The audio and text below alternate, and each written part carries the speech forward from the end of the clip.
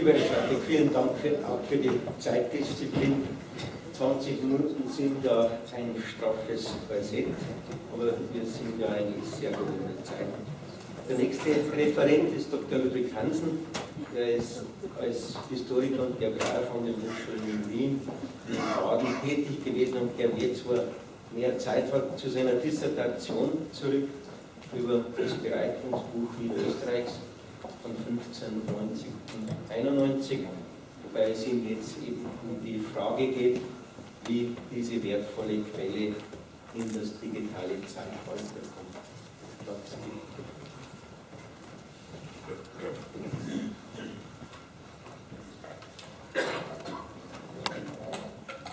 ich bin hier der erste Privatier und Pensionär, der hier auftreten darf. Ich vertrete keine Institution, kein Unternehmen.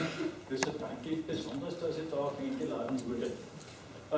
Der Moderator hat ja das vorher im Gespräch mit mir etwas anders genannt. Er hat gesagt, ich habe eine Jugendsünde begangen und die möchte ich jetzt ein bisschen aufarbeiten. Im Endeffekt ist es tatsächlich so. Es ist das Bereitungsbuch, das uns als Heimatforscher, aber auch als Genealoge sicherlich und Genealogin sicherlich weiterhelfen kann ein wenig. Denn für mich war immer Grundprinzip, Geschichte geschieht in Zeit und Raum. Und für mich als Geograf war eben der Raum auch immer ein wesentlicher Aspekt. Und ich glaube, dass dieses Tool Bereitungsbuch ein wenig auch hier helfen kann, räumliche Zuordnungen durchzuführen. Nun, ich möchte drei Bereiche kurz anschneiden, viel Zeit bleibt mir nicht. Was ist eigentlich das Bereitungsbuch? Wie ist es zustande gekommen? Als weiteres eben, welche Informationen bietet dieses Bereitungsbuch? Was haben wir wirklich daraus, das wir nutzen können? Und wie und wo kann ich auf diese Informationen zugreifen? Beziehungsweise, das ist eben ein letzter Aspekt, wo kann ich vielleicht in Zukunft online darauf zugreifen. Nun, das Bereitungsbuch ist die älteste umfassende Haus- und Ortsstatistik Niederösterreichs. Es gab natürlich vorher auch eine Bereitung der Zufluchtsorte und so weiter, aber das war die erste wirklich umfassende und der Zweck dafür war Steuereinnahmen, und zwar die Steuereinhebung der niederösterreichischen Landstände. Existiert in Form von Papierhandschrift foliiert und besteht eigentlich aus zwei Teilen. Einerseits den Viertelsbänden, in denen also die 10 Ergebnisse festgelegt sind, wobei das Viertel unter und ober dem Wienerwald ein Doppelband bilden. Und es ist uns erhalten, unter Anführungszeichen, in 2 Ausgaben, in der sogenannten Handschrift A und in der Handschrift B, die aus dem 17. Jahrhundert stammt. Allerdings fehlen in beiden Handschriften die Folien 1 bis 11. Und die Seite, die wir vorhin gesehen haben, oder hier auch die vorliegende, in der also Beschreibung des Viertels Oberwienerwald, deutet eigentlich darauf hin, dass auch die Handschrift A nicht das Original ist, sondern bereits eine Abschrift war und diese Folien 1 bis 11 eben verloren gegangen sind. Und der zweite Teil ist ein Herrschaftsregister, das ca. 1623 angelegt wurde und in dem also alle Herrschaften in Niederösterreich eben vertreten und aufgeführt sind.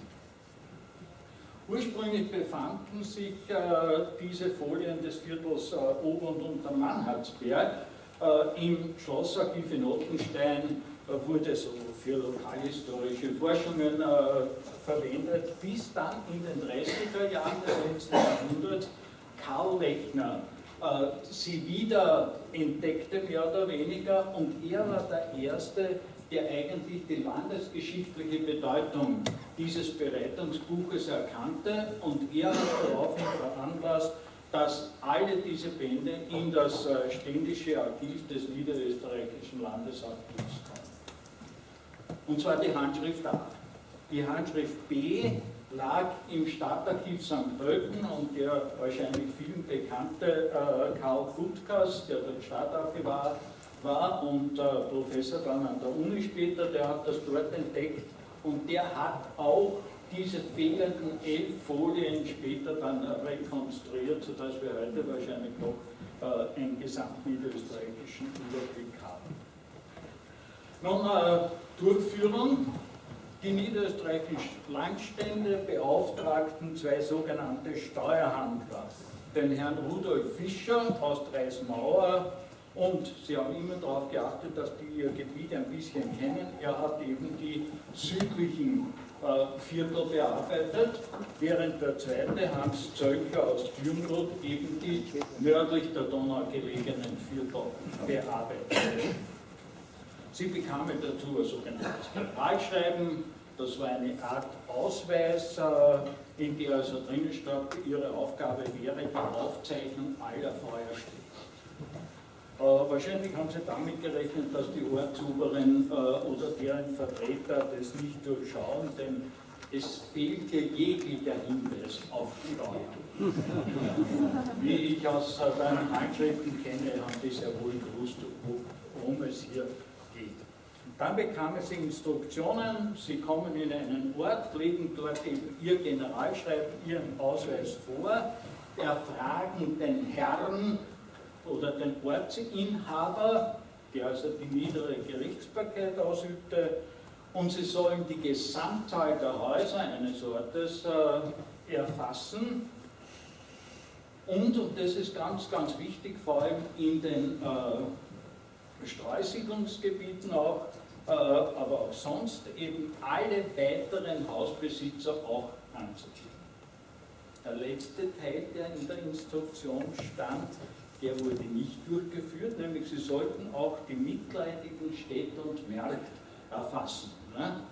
Also die direkt dem Landesfürsten unterstehenden, diese Auskünfte haben sie nie bekommen. Entweder hat zum Beispiel bei Aschbach der Vertreter der Ortsobrigkeit gesagt, okay, Kaiserkönigliche Hoheit, ja, oder andere hat gesagt, beim Kloster Erla mir nichts geben, ja, und also die haben sich gewehrt. Warum? Es ging ja rein um die landständische Steuereinigung. Ja, und die durften also in den landesfürstliche Steuereinheitungen natürlich nicht. Im Juni 1590 begann also die Bereitung. Der Herr Zölker arbeitete sich bei den nördlichen Vierteln durch und schaffte es bereits 1591 im März, seine beiden Viertel Ober- und Unter dem Mannheitsberg fertiggestellt zu haben. Ganz anders ging es mit dem Herrn Fischl. Er begann mit dem Viertel unter dem Wienerwald und beklagte, er bekommt zu wenig Gehalt dafür, die Leute sind so böse zu ihm, die geben ihm keine Auskünfte. Ehrlicherweise muss man natürlich auch sagen, dass er viel genauer gearbeitet hat als Zölker. Ja, und im Februar 1991 war das noch immer nicht fertig, hat der nächste Landtag stand an und daraufhin drängte ihn die Landschaft, da weiter zu tun, und er hat das Handtuch geworfen und hat gesagt, mit Leibschwachheit kann ich nicht mehr weitermachen. Ja, sowas macht man. Das heißt, die Landstände bitten eben Zölcher um Fertigstellung des Restes des Unterwienerwaldviertels und des Viertels ober dem Wienerwald. Und der Herr schafft es tatsächlich, ja, allein im Viertel ober dem Wienerwald 751 Ortschaften mit 21.000 Häusern zu zählen. Und die Landstände waren natürlich zufrieden, es war eine tolle Sache. Soweit also, wie das Ganze entstanden ist. Was sagt uns jetzt dieses Bereitungsbuch, welche Informationen bietet es? Ich habe Ihnen hier einen Ausschnitt, kann ich Ihnen zeigen, Markt Ardacker, wie die Instruktionen sagen, musste eben der Name der Ortschaft angeführt sein, dann der Inhaber der Ortsobrigkeit und dessen Hausbesitz, in dem Fall Ehrenreich von Neudeck, ja, und weitere Hausbesitzer, eben Christoph von Altmann in diesem Falle, die Summe der Häuser des Ortes. aber weil sogar Zölcher, also sehr schnell gearbeitet hat, hat mehr gemacht. Er hat auch die Mühlen extra verzeichnet.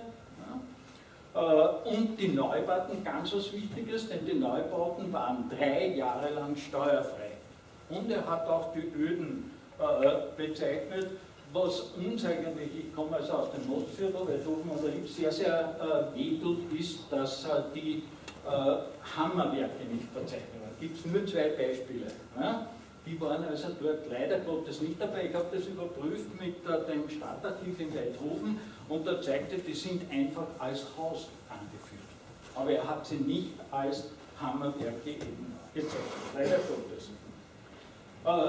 Für uns, auch wenn wir gerade Heimatforschung oder Genealogie betreiben und Orte suchen, ist natürlich ganz, ganz interessant, dass er auch die Ämter bezeichnet hat. Und gerade im Streusiedelgebiet des Viertels ober dem Wienerwald und das also das westliche Mostviertel, Kollege Czerny hört dazu, ich bin den Begriff auch über das gesamte Viertel ober dem Wienerwald und den voralpinen Bereich, dort haben wir sehr viel Streusiedlung. Und für die war natürlich die Organisationsform des Amtes sehr, sehr wichtig. In dem Fall eben das Strengberger Amt, ja, wiederum die Ortsobrigkeit, in dem viel Wilhelm Geier. Und das ist jetzt das Wichtige und Tolle an der Sache. Ich möchte es alle eher unter Anführungszeichen setzen. Aber er hat versucht, alle Einzelhöfe, Rotten und Weiler ebenfalls anzuführen. Da gibt es also Ämter wie zum Beispiel Irnberger Amt, da sind also über 30 solcher Einzelhöfe, Rotten und Weiler vermerkt. Natürlich auch die Summe der Häuser. Im Endeffekt fürs Viertel oder den Wienerwald hat er eben aus den Folienzöpfen die Ortschaften bereitet und hinten war dann noch eine Übersicht angeführt in Buchstabengruppen, sodass man also die einzelnen Orte auch relativ leicht finden konnte. Wichtig ist natürlich, ich gehe das nur ganz schnell zurück, wie hoch ist die Glaubwürdigkeit, die Genauigkeit. Es gab natürlich Abschreibfehler, Verballhorn in der Handschrift, da heißt Johnsongrove, in der Handschrift Schurzengrove und so weiter. Additionsfehler gab es, Wiederholungen bereits beschriebener, vor allem da, wenn er aus Herrschaftsverzeichnissen abgeschrieben hat. Und manchmal, ich fahre doch nicht in das obere Ibstal, hat er einfach aus den Urban abgeschrieben, aber er war wenigstens so ehrlich und hat das zugegeben. Ja? Urban, Ipsitz, Seitenstetten. Ja? Also er war sicher nicht in Ipsitz, er war nicht in Holstein, er war nicht in Opernitz, das hat er alles aus Urban abgeschrieben. Und natürlich nicht dabei ist der eigenbewirtschaftete Besitzer, denn der war steuerfrei, die Ortsoberen haben gesagt, zum Eigengebrauch. Und eben den Widerstand hat es gegeben. Viele haben gesagt, mir nie nichts geben. Ja? Okay. Die Verlässlichkeit der Häuserzahlen habe ich auch versucht zu überprüfen, indem ich, und auch die anderen Kollegen, ja, indem wir das mit der Bereitung der Zufluchtsörter, die etwa zur selben Zeit, ein wenig früher beginnend stattgefunden haben, wenn wir uns das anschauen, ist eigentlich eine relativ große Übereinstimmung. Ja, Seitenstetten nicht ganz so genau, aber Martacker, Krumm-Nussbaum ist, also es dürfte relativ genau sein, was uns hier Zeuger formuliert. Gut, wir könnten natürlich jetzt die Originalurkunden ansehen, diese Originalhandschriften, aber um das wirklich brauchbar zu machen für Heimatforscher, für Genealogen, war es natürlich ja wichtig, dass diese Schriften jetzt transkribiert werden. Und dazu gab es eben, und daher ruht meine Jugendsünde, wie Sie gesagt haben, ja, dass Anfang der 70er Jahre eben hier 4 Dissertationen vergeben wurden, auf Betreiben von Karl Gutkas, ja, nur der hatte noch nicht die Berechtigung damals selbst eine Dissertation zu vergeben und deshalb haben Zöllner oder Mitterauer das übernommen. Der erste war ein gewisser Helmut Nader, der also das Viertel unter dem Wienerwald bearbeitet hat und der hat ganz grundlegende Arbeit gemacht, weil er einmal geschaut hat, was ist denn das? Wie ist denn dieses Bereitungsbuch überhaupt zustande gekommen?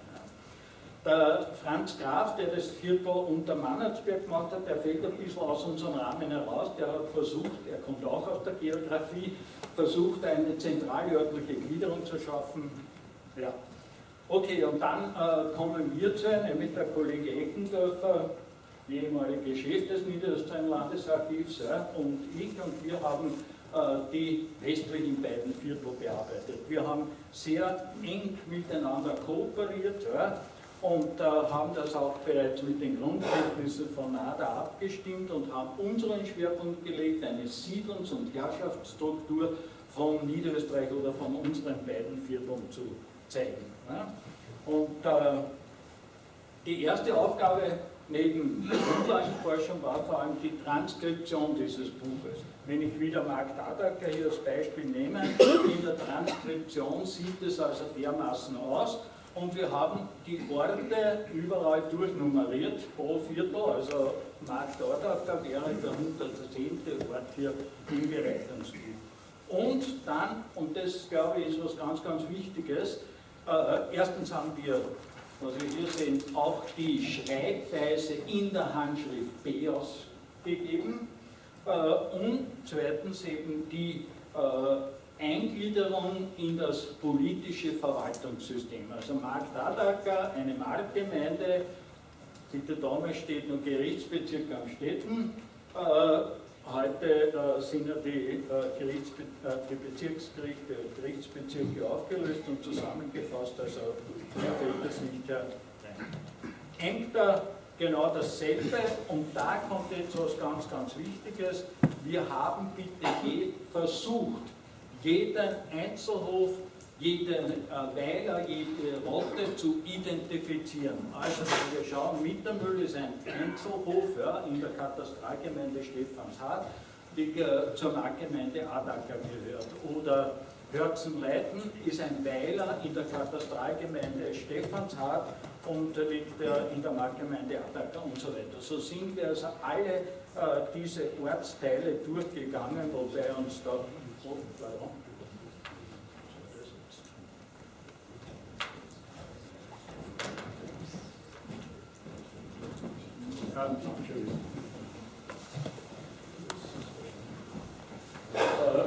also der Amtskalender, Ortsnamensbücher für die Einzelhöfe, eben den vorhin schon genannten französischen Kataster, die ÖK25, Postlexikolandschematismus und natürlich BG. Und wir sind also doch jeweils einige Jahre durch diese Gegend gefahren und haben versucht, vor allem Einzelhöfe, Rotten und so weiter zu identifizieren.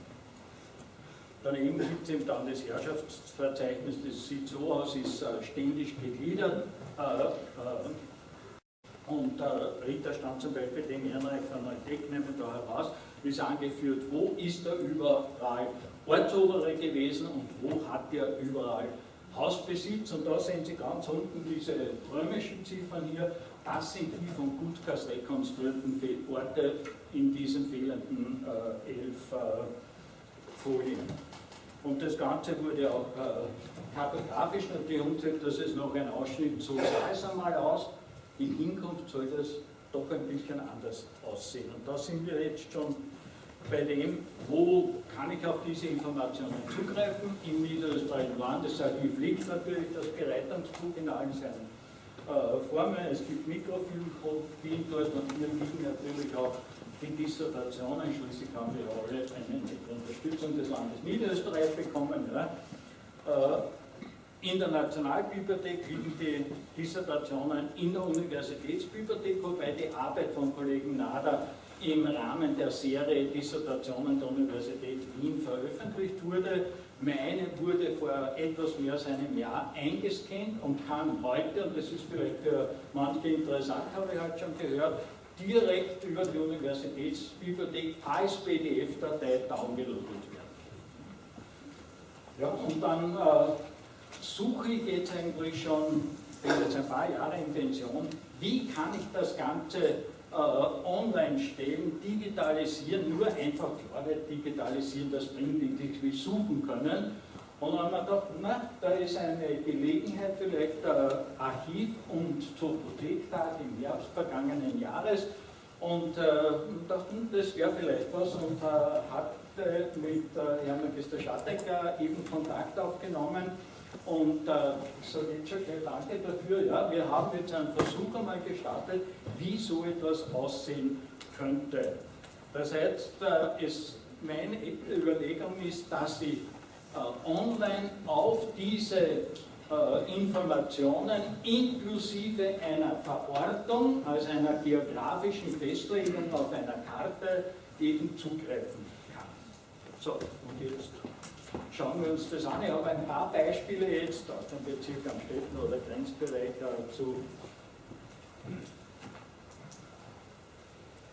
zum Bezirk Meldgeben herausgenommen und möchte Ihnen kurz ein paar Beispiele sehen und auch aufzeigen, wie kann ich jetzt dort oder werde ich in Hinkunft, danke vielmals, ja, das ist ganz super. Ja, das ist zu viel so.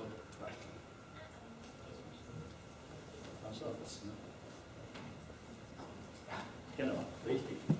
Der Magister Schattek hat eine eigene Topothek-Bereitungsbuch errichtet. Da sehen Sie auch oben das Heading von Bereitungsbuch. Ja. Und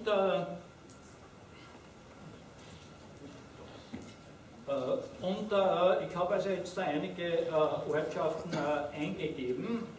2 zeigt hier wären also 2 Orte. Aber beginnen wir vielleicht zuerst mit der Suchanfrage. Ich könnte jetzt eingeben, zum Beispiel Kotting, habe ich hier Kotting-Burgstall. Kotting-Burgstall entweder als eigene Katastralgemeinde und als Ort.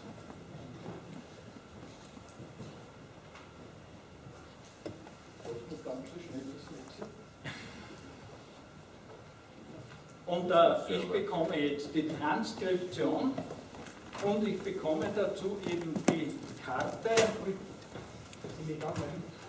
Ach so. Okay, ja, dann geht es natürlich nicht.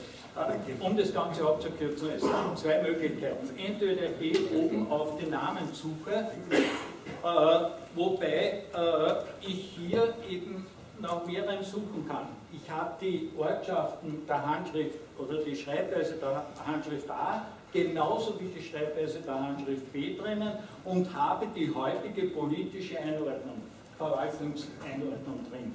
Ja, wobei also da gleich wieder Zusatzaufgabe ist, die räumliche Identifikation muss wieder geändert werden, denn in der Zwischenzeit wurden die Gerichtsbezirke aufgelöst, es wurden Gemeinden zusammengelegt. Ja.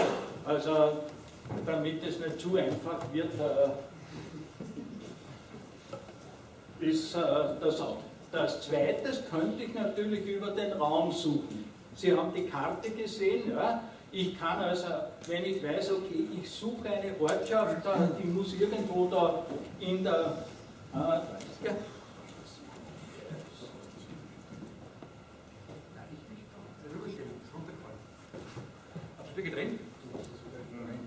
Okay, ich suche einen Ort, der muss irgendwo in der Gegend von Strengberg liegen, dann mache ich diesen Bereich hier auf und er zeigt mir an, welche Orte sind dort mit all den traditionellen Namen, mit den heutigen Namen und mit der Eingliederung eben in, ja, da zum Beispiel hätten wir sowas, danke vielmals.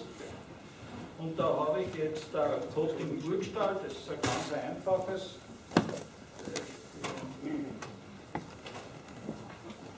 Er liegt doch nicht so, wie wir es uns vorstellen. Denn hier hätte ich, also bekäme ich dann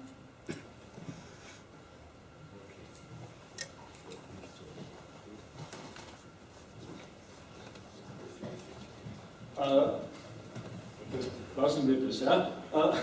Zusammenfassen. So sollte es jetzt ausschauen. Ich habe also einige Beispiele jetzt eingebaut. Ja. Oder Viehdorf. Es gibt zum Beispiel im Bezirk Amstetten 2 Viehdorfs. Ja. Es gibt das Viehdorf nördlich von Amstetten und es gibt das Viehdorf als heute einen Ortsteil von St. Valentin. Das kann ich hier finden. Den Viehdorf habe ich drinnen und ich sehe gleich einmal, welche 2 Möglichkeiten es hier gibt. Ja. Gut, ich glaube, die Zeit drängt. Ja. Es ist Work in Progress. Und was der Magister Schattek angeführt hat, man kann Fragen stellen. Ich stelle generell an alle die Frage oder die Bitte eigentlich, um mitzuhelfen, wenn Sie Fehler sehen. Kollege Czerny hat sehr, sehr viel, auch Kollege Hüber hat sehr, sehr viel mit dem Bereitungsbuch schon gearbeitet. Natürlich sind auch Fehler drinnen. Oder ich habe von den Einzelhöfen nur ca. 80% identifizieren können, tatsächlich. Ja. Vielleicht gibt es noch irgendwo, oder sie sind einfach in der Zwischenzeit verschwunden. Dann teilen Sie mir das bitte mit. Ja. Es ist eben ein Gemeinschaftsprojekt. Danke.